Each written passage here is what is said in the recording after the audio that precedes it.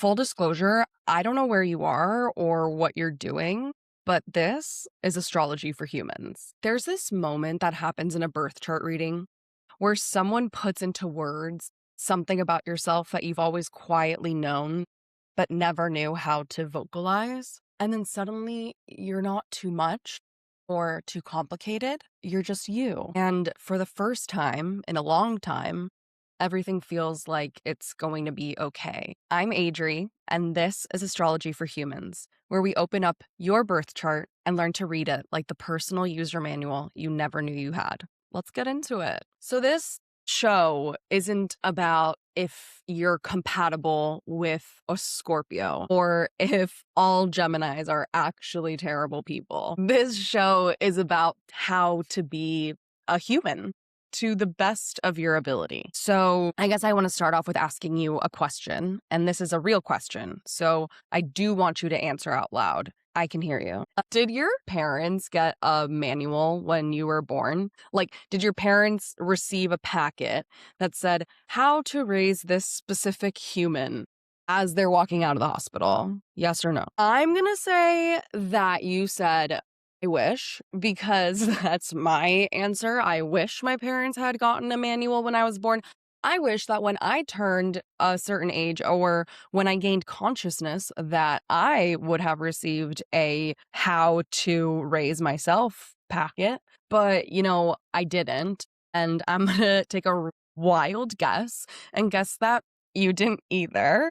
But what's crazy is that when I had my birth chart read for the first time, I was like, is that me? Literally, is that me? Have you had that experience? I mean, have you had your birth chart read before? Because it's a moment that is unlike any other, feeling understood by yourself for the first time. And I know that sounds strange, but I'm sure you understand what I'm saying if you're listening to me talk. What's pretty nuts is that in this one thing, basically all you need is your birth time, your birthday, your birth city, and out comes this incredible user manual. And no one taught us how to be human. Humans in the past didn't even know how to human the best. And so what did they do? They looked to the skies to be like, literally send help. Literally. How interesting is it that every single civilization had a certain kind of astrology that they followed, and yet they didn't talk to each other? Like, it wasn't like a TikTok went viral, and so then the Greeks and the Mayans were like, yo, have you heard about astrology though? Like, no one was doing that. So how did they all kind of figure it out together at the same time? Astrology isn't real, right? Teehee. And listen, I'm not out here to ask you or to change your mind if you believe in astrology or not. If you're listening to me, you believe in it, probably. And here's the thing. Astrology is a science, delineation is the art. And your girl loves to be an artist. And I love to tell stories. So how much better does it get than reading someone's birth chart, which is basically like your life story? And speaking of, I love telling stories. When I was in high school, I had a teacher, my world history teacher, that before every single lesson, he'd be like, all right, you guys, it's Adriana. I go by Adri. My friends call me Adri. You call me Adri, but my family, everybody from Miami, which is where I'm from, calls me Adriana. So if I say that, that's who I'm referring to myself. But he'd always be like, all right, it's Adriana story time. And basically before every single lesson, I would tell a story to get my energy out, I guess, is what he was doing. And then it was time to learn about world history. And so that's kind of how the setup is going to go. I'm going to teach you something every single week. There's going to be a different lesson. Lesson of the day, LOTD, lesson of the day. Today, it's literally on the birth chart as general as it possibly can be. I'm teaching you the basics.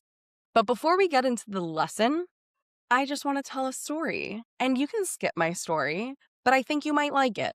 So listen to my story, but if you just want to listen to the lesson, you can speed ahead. And then after the lesson, I'll talk a little bit about the astrology that's going on right now. But what I will say is I am filming on March 20th. So happy astrological new year. I have been counting down the days for us to get into Aries season. I've been counting down the days. I have been so tired. This Mercury retrograde has been so exhausting. We've had such volatile astrology happening right now.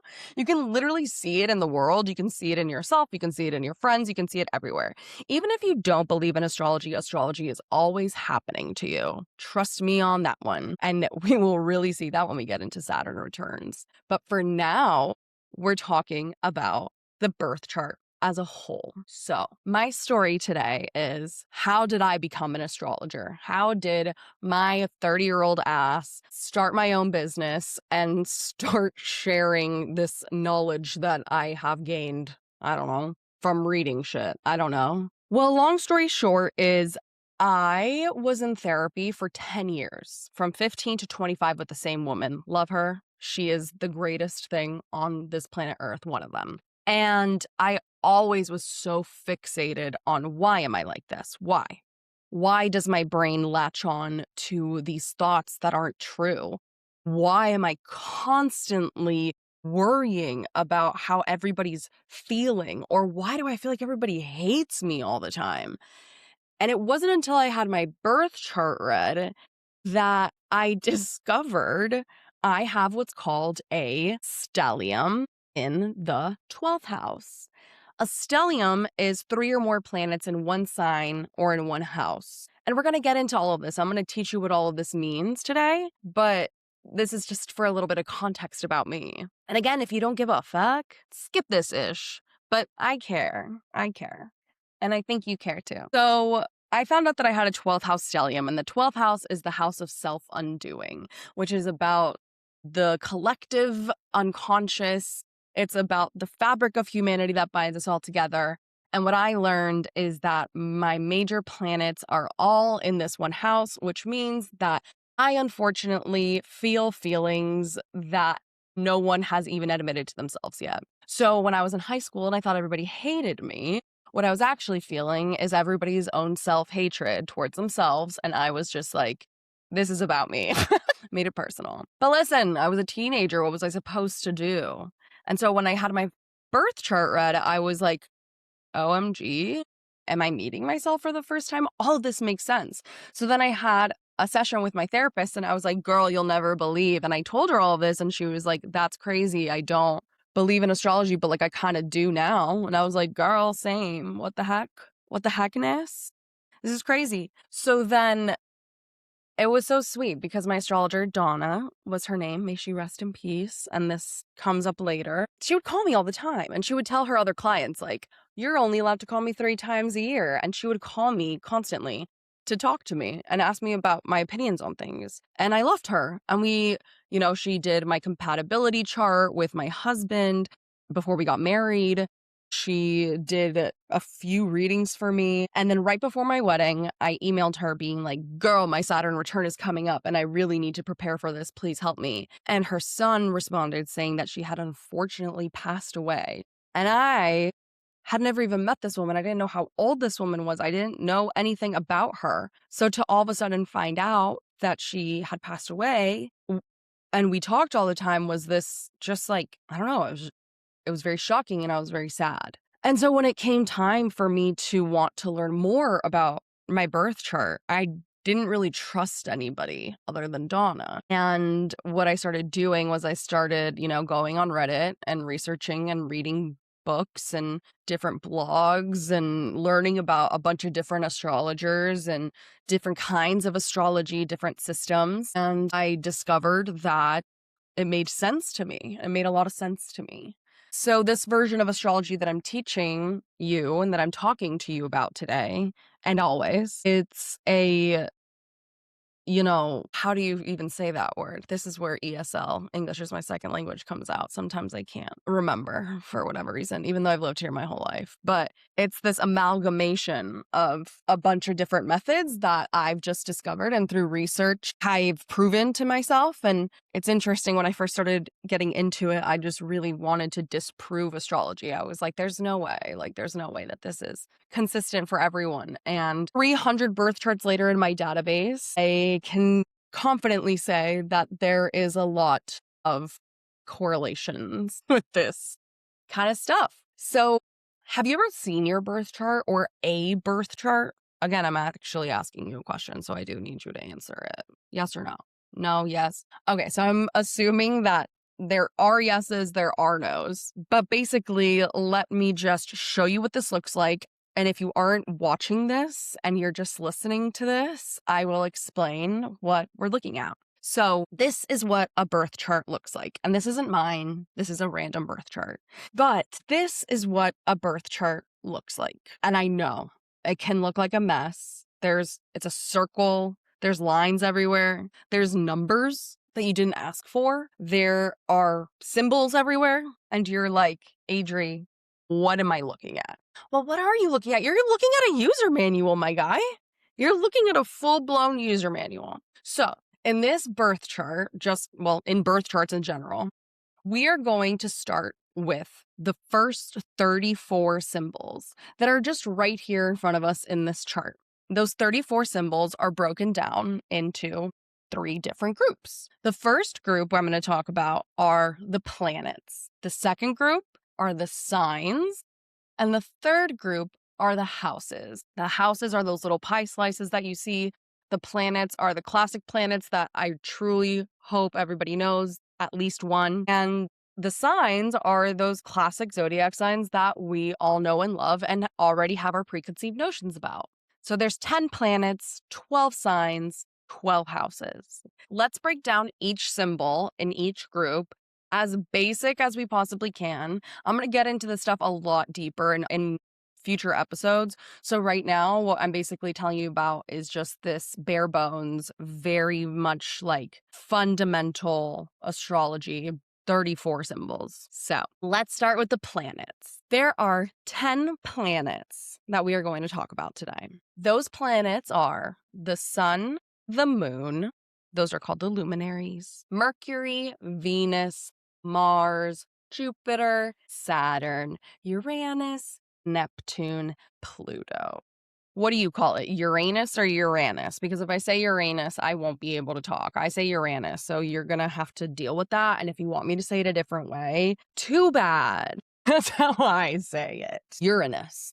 Anyway, Uranus. So if you're familiar with psychology or Carl Jung, this might come a lot faster to you.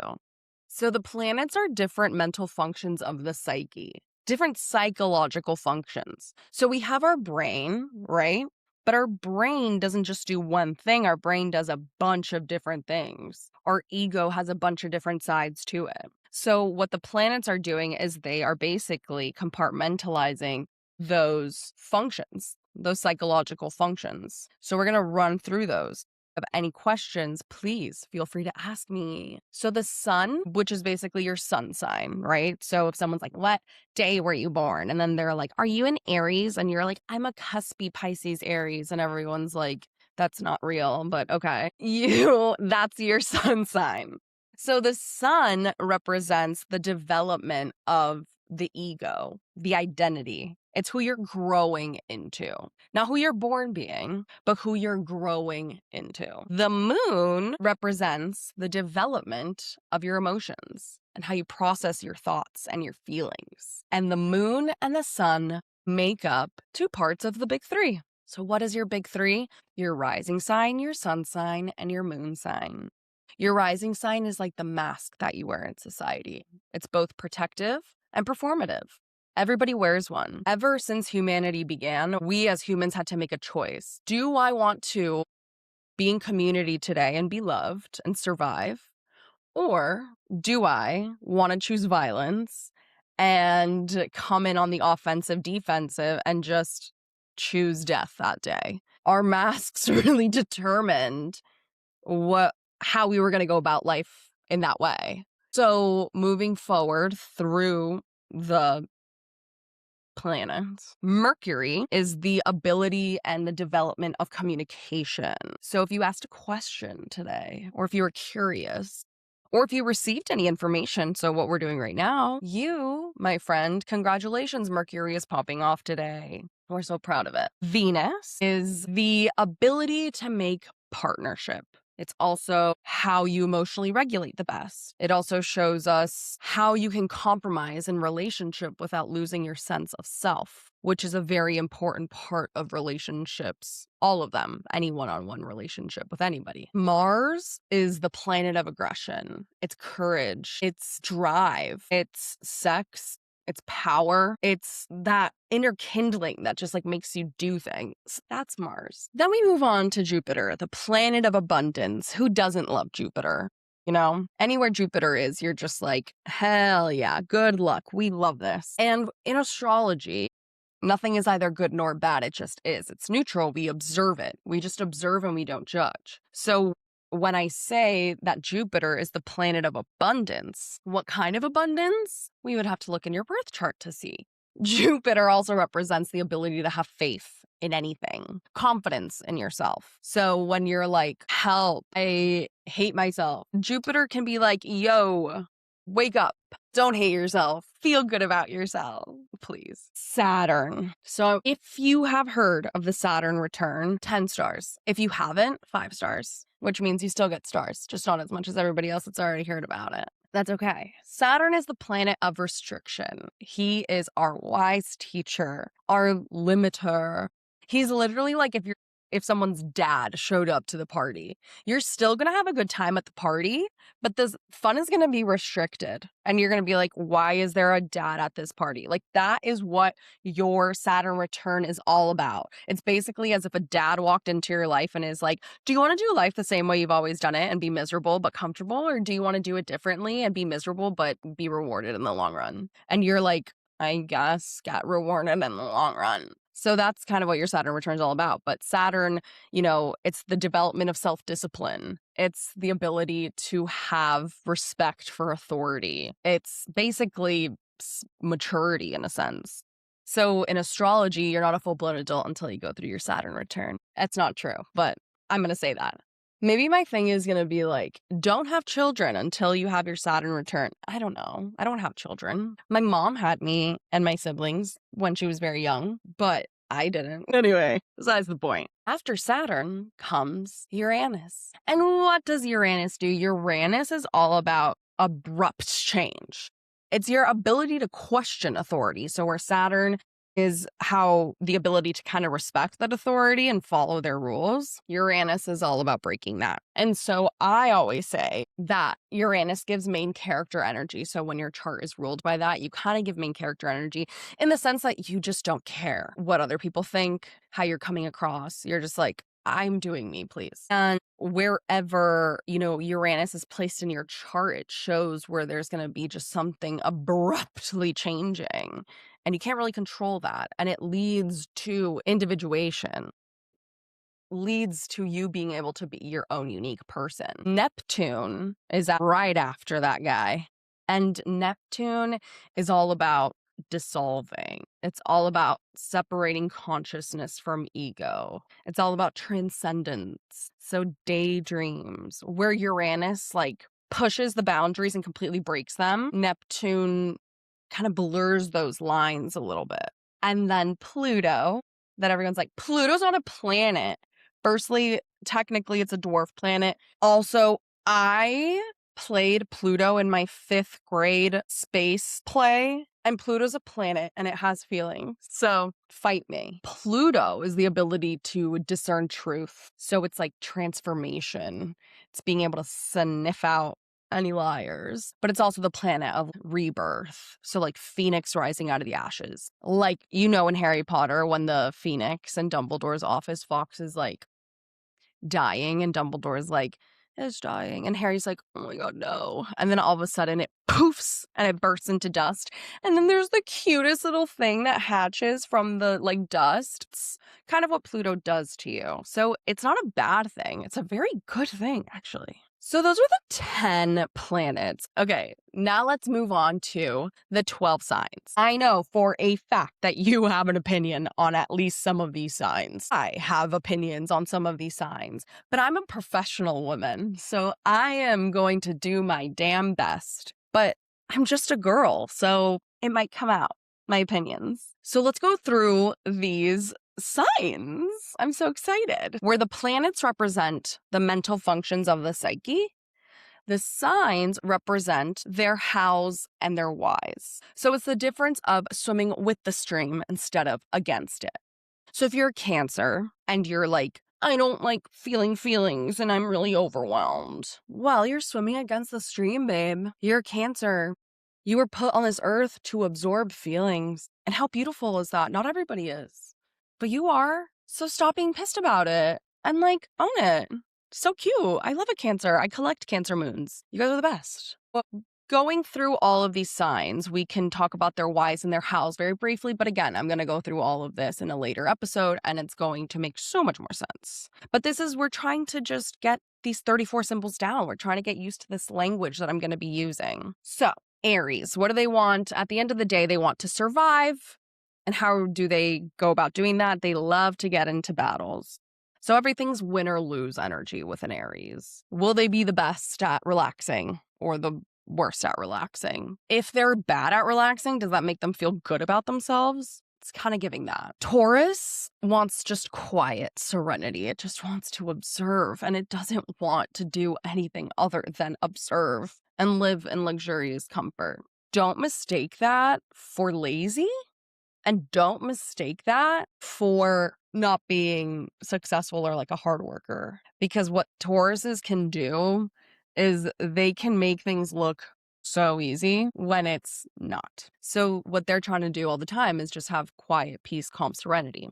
And they'll do what it takes to get that. So if they have to be stubborn and like stand in their ways and not let you, trample all over them, they're going to do that. They're going to be stubborn. They're a bull. They're a bull. Aries is a ram. Aries is like, I gotta go and I gotta fight. And Taurus is like, why? They don't even care why. They're just like, what's the point? I'm tired. I'm working so much. I'm tired. I'm going to stay right here. It's like, I'm going to take a nap right here. Okay. Then we go into Gemini. And Geminis get such a bad rap. You little Geminis, you. And everyone's like, Geminis suck. Geminis are the worst person of all time. Please. Not every single one. I know a few good ones. What if I said, I know a good one? Kidding. I know a few good ones. Gemini just wants information. It just wants more information. So when a Gemini gets you on board with their idea, and then they go back and they research and they get that next piece of information, that next piece of information can completely change their mind. And it's not that they've completely changed their mind, it's a continuation of their research process. So when we get attacked by a Gemini changing their mind in 2.5 seconds, we're like, what is wrong with you? You can't just be flip-flopping two different people all the time. And they're like, I'm the same person with more information. So Geminis just crave that information, need that information, want that information, and they will not rest until they find it. Period. Mercury rules Gemini, and Mercury is all about communication, information. It's also transportation. So you can see how Gemini really, their whole vibe is just getting, receiving, and spreading information. That's it. Cancer's whole thing is about feeling as much as possible without dying. Literally. So a crab has a shell, right? And this shell protects them from getting eaten at the bottom of the ocean because a crab without its shell is just meat. And when a Cancer doesn't have their walls up to protect themselves, they will be susceptible to emotion, feeling, and sadness and sensitivity. And they don't want that. They don't like that, but they love it. They need it. Actually, it's not that they love it. They need it. They need to absorb things. And Cancers can either put up shields that make them invisible. So then they begin to mother people. And they're like, look, I'm taking care of you. Therefore, nobody has to look behind my heart and see what's going on in here. I'm taking care of you. And everyone's like, yay, you're so selfless. Meanwhile, they're unwell. Leos also get this little rep that they just want to be the center of attention. And it's not that they want to be the center of attention. They just want to see that people see they're alive. That's it. So if a Leo's acting out and trying to, or you think oh my God, they're begging for my attention. They're being so annoying and just so loud. And why are they doing that? Bitch, it's because you're not loving them the way they need. You're not seeing them the way that they need. And if you reassure them, like, hey, good job at life today. You did it. Even if they fucked up, but you're like, you lived today. A Leo's going to be like, thank you. And that's how you quench a Leo's thirst, is by saying, you're alive. I see it. Your heart's beating. And they're like, thank you. Also, tricks of the trade, Leos must create something. They have to create something outside of themselves, period. And we'll get into that, into like the why of that later. From Leo, we move into Virgo. Oh, Virgos. Oh, Virgos. You guys get so wrecked for good reason, but no, it's not fair. Virgos just want to perfect their life system. That's it. So if it's in work, they want to perfect their work life. If it's in self-care, they want to perfect their self-care. So it's not that they're these type A misused OCD label people. They're just perfecting their life system. So if you're lucky enough to be loved by a Virgo, well, they're going to nitpick you because they want you to be perfect. For you, they want you to be perfect. And yeah, if you're dating a Virgo or if your family has a Virgo and they, nitpick you constantly, sorry, they like you. Yikes. Libras. Hi. Cute things. I'm a Libra. Libras are all about, well, we're scales, right? Libra's the scale. It's the only sign that's an inanimate object. Libras have a peace treaty with chaos. So the inside of a Libra, it's as if we're a tightly wound violin string trying not to be plucked, ripped, and just burst. So what do? We make things pretty around us. We can't make a decision because that would mean we leaned one way too far. We have our opinions, please, and we're going to share them. But we don't really want to disturb the peace because we don't want to disturb our peace. So it's really not about you guys. It's really about the Libra themselves being like, I just can't deal with this right now because if I do, I'm just going to be really anxious and I just don't. So I'm just going to be balanced and I'm going to play devil's advocate even if I don't stand for that because I need to balance this room. And I think it's really funny to think about Libra in the way of like a true scale where you have to like scale it before you put something on it, so that it gets the like weight correct. And it's kind of giving that. Libras kind of give that. You have to scale us before you talk to us. Like, hey, no emotion. We're just talking. And Libras are like, betness. Let's go. Let's go. And they can talk for years. And then Scorpio. Guys, I love a Scorpio. What's wrong with them? Nothing. They're so loyal. A Scorpio is all about feeling as intensely as possible. So the way that I like to describe Scorpio is as if you wake up in the middle of a tent in your sleeping bag and you see that you have a Scorpio, literally my best friend, on your chest. Okay. You have a scorpion on your chest. And if you move, it kills you. If you breathe, it kills you. So in that split second, what is the most important thing in your entire life? That is how it feels to be a Scorpio all the time. So when you guys are like, oh my God, I can't stand them. They're so mysterious and they're just enigmas and it's secretive and they lie. Please, they don't like you. If you feel that way towards a Scorpio, they don't like you. Scorpios are the most loyal, loving, passionate, intense people. And if you want to shit talk, call a Scorpio. They've got that on lock. Sagittarius. They work in 3 parts. They work in having to experience something, then learning from that experience, and then becoming this like wise philosopher off of it. So the perfect way to describe a Sagittarius, it's that friend that is like, yeah, let's go out. It's going to be so much fun. We're all going to have such a good time. And then they disappear and you're like, where are they? And then they come back with 300 new friends with this gorgeous like lesson and philosophy on life the next morning that they learned just by sitting and observing and being with people. And you're like, I thought you blacked out last night. And they're like, baby, I'm never blacked out. And you're like, how do you do that? That's kind of sad. And they're kind of perpetual optimists. They're very lucky. They're ruled by Jupiter, planet of abundance. They want to mentally expand all the time. They just want to be learning something all the time. So once they get like comfortable with something, they're like, gotta do something else because I want to learn. Capricorn. Capricorns just want to succeed in whichever way that means. So they have this bad rap that they're very cold and emotionless, but that's just because they have to shut that stuff off so that they can succeed. But Capricorns are actually the most loving of all the signs. It's true. And they're ruled by Saturn. So when Saturn, our restrictor, our limiter, does that make sense for Capricorn? Those people that come into your life, that Capricorn that ruined your life? Like, yeah, they can do that. They can be very controlling, but it's because like they're worried about themselves. It's like not even about you. It's about how people are perceiving them. So what does a Capricorn have to do? Capricorn has to be alone and has to not give a fuck about anybody's opinions but their own.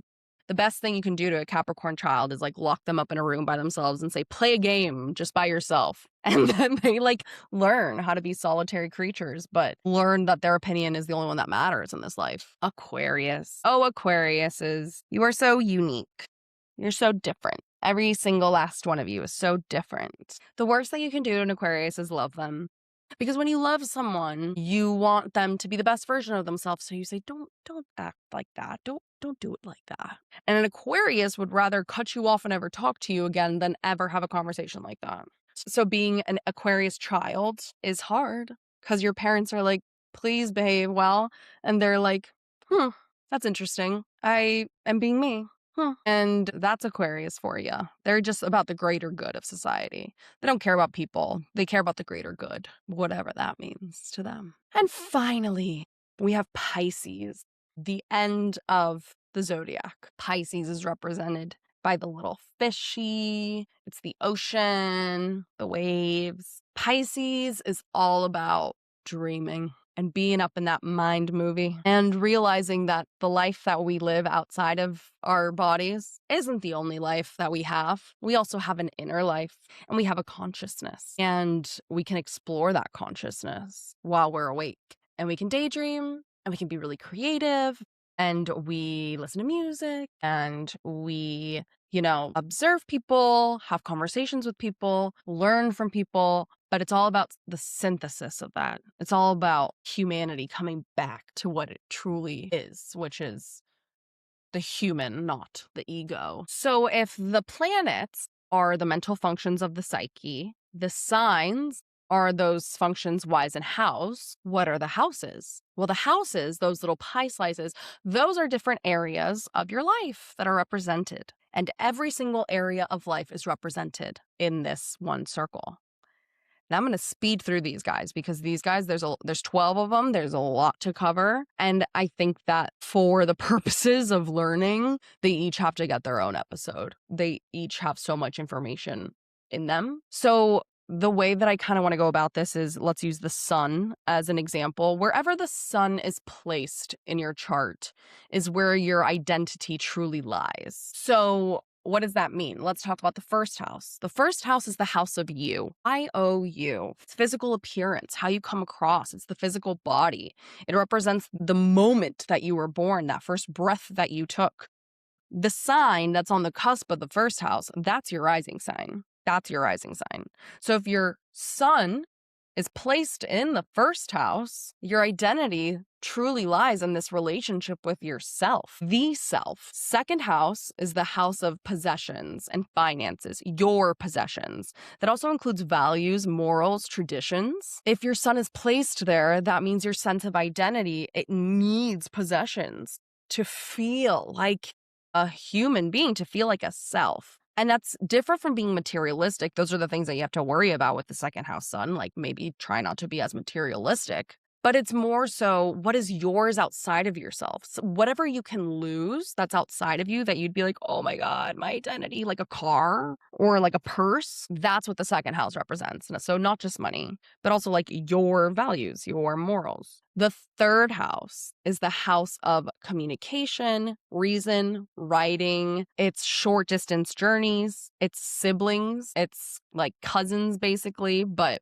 if you are an only child, it's also early childhood education. It's other people that go to school with you. And if your son's placed in there, we know we're going to have a communicator on our hands, all right? The fourth house is the house of the home, family, the parents, real estate, land. It's your roots. So you look to the 4th house to see kind of what your family life was like, your upbringing was like. The 5th house is the house of love affairs, pleasure, and children. Gorgeous. It's what makes life worth living. Children are creations, and it's all about shouting ego from the rooftops. And ego, creating something, is like our ego outside of ourselves. So if you're like, oh, I feel stuck or like uncreative or just not like me, I'm not having fun, go look at your 5th house. See what actually truly does spark you.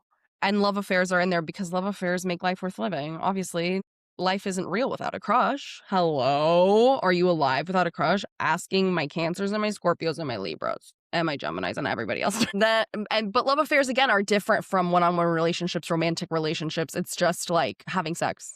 That's it. It's also the house of the actor. So if you're an actor and you have a 5th house sun, congrats, you're living in your purpose. The 6th house is a house of work, health, and service. And it also includes pets.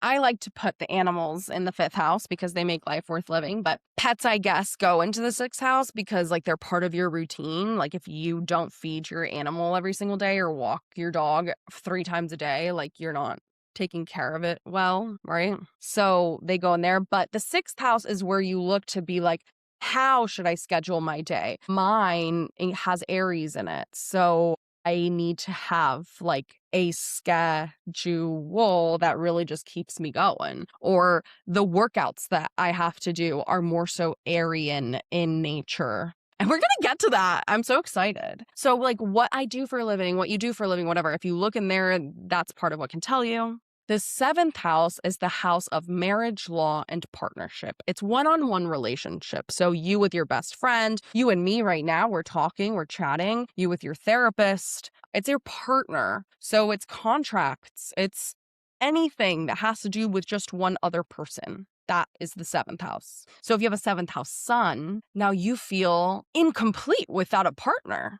because your identity is rooted in partnership. So it's perfectly normal for you to be like, why am I all consumed with finding someone? Well, it's because you were put on this earth to be in partnership with somebody else, period. The 8th house represents life, death, rebirth, transformation, power, secrets. It's a hidden house. It's other people's money and how that affects your money. It's other people's possessions and how that affects you. So the 2nd house is your shit that affects you, and the 8th house is other people's. Inheritance pops up in here.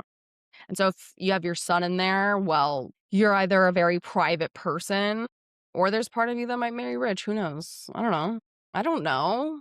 9th house is the house of higher education, higher learning, mental expansion. It's beautiful. It's also long distance journeys. So it's how do you mentally expand yourself, period. So religion falls in here too. Drugs can fall in here too because they mentally expand. Long distance journey is a trip. Drugs take you on that. I'm not advertising that to do that. Read a book about a different culture. Go somewhere with a different culture. Travel. But like, there's a lot of ways to mentally expand. The 10th house is the house of occupation, reputation, and status.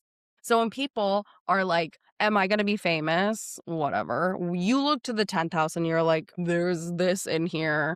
If you lean into it, maybe. So it's like, it depends on what's in there. It also depends if that's what you want. But the 10th house is occupation, reputation, and status. I think that's very obvious as to what that's about. But if it's not, text me. Then we go into the 11th house of friendships, hopes, and desires. It's the house of community. I also call it the influencer house. So I actually did this event once where I read birth charts for about 30 different influencers in 8 hours. And every single last one had at least 2 placements, 2 planets in this 11th house. And I was like, got it. So their voices really do inspire people, really do bring people to action. That's crazy. And again, that's where astrology just continues to prove itself. I didn't even like try to do that. I just was like, how are they all just having the same placements? This is crazy. Then the 12th house, the final house. It's the house of self-undoing. How does one self-undo? one thinks. One thinks. And so it's all about the subconscious, unconscious. The 12th house is as if you're falling down the Alice in Wonderland hole and you go down and you see all of your memories, good and bad, nostalgic as fuck, just like there in front of you. And you can get stuck in there so hard. You can get stuck in that hole and you have to be like, can someone help me? And they'll reach their hand down and they'll pull you out. But you have to ask for the hand up because nobody knows that you're in there. Because when you have your sun placed in the 12th house, like a certain someone that's talking right now, you're really good at hiding what you're going through while it's happening. So nobody knows. Nobody knows that you're in this hole. And it also represents prisons, hospitals, large organizations. Because what happens when you walk into a hospital or a prison or a large corporation? You feel that little buzz of humanity. It's the fabric of humanity that binds us all together. So if you're fortunate to have placements in the 12th house, I'm praying for both of us. I'm kidding. You're a little psychic. You can feel things. You're very empathetic. That's the vibe. And being an empath can be hard because carrying other people's emotions that they don't even know that are happening or existing within themselves, it's a lot to put on just one person. So just know you can let that ish go. Ask yourself, is this mine or is this someone down the roads? That's the 12th house for you. So those are the 34 symbols, my friend. We covered that in less than an hour, which is kind of sick. I'm going to give you a little bit of breakdown of what this show will look like moving forward now that we've covered these first 34 symbols, the most fundamental of all of them. Like I mentioned, we're always going to have a fun story time. We're always going to have a lesson, but we're also going to call people and ask them to corroborate whatever I'm saying. So if you have a Virgo sun placed in the 12th house, I might call you and be like, hey, we're talking about the Virgo sun in the 12th house. Can we talk about your life experience? And we're going to do that with any kind of sign, any kind of placement, any combo. We'll go through it. And then we'll have like a little bit of astrology of the week. So like right now, happy New Year. Happy Mercury station. Things are going to move forward now. And it might get a little bit scary outside of ourselves. It might get a little bit scary in the world. But the one thing that we have to cling on to is our humanity. It's our humanity and loving each other. We have to love each other. We have to love our community because that's what we have close to us. So when everything's scary around you and outside of you, come back to yourself and come back to your people. It will make you feel better, I swear. And when you're feeling like everything's getting too fiery because a lot is moving into Aries right now, jump in a pool, jump in the ocean, chug some water, chug some ice cold water and say, let me squash this fire, literally. And then we'll also have viewer questions and we'll talk with people about their astrology questions and life questions and human questions. I don't really know what else to say other than this has been Astrology for Humans. I'm Adri. I'm so thankful that you listened to me today. If you have any questions, comments, concerns, DM me on Instagram at Adri's Barn or at Lovingly Adri. I'm on TikTok if you want to hang out there too. My final words that I want to leave you with are being human is really hard, and doing it alone is even harder. We were born into a society of humans that has gone very far away from where we started as humans. Humans need people. Humans need other humans to survive. If you were alone in caveman times, you were dead, basically. So what I'm saying is you're never truly alone because my 12th sun ass is always thinking about you. Love yourself, love humanity, be a human. Lovingly, Adri. Talk to you guys next week.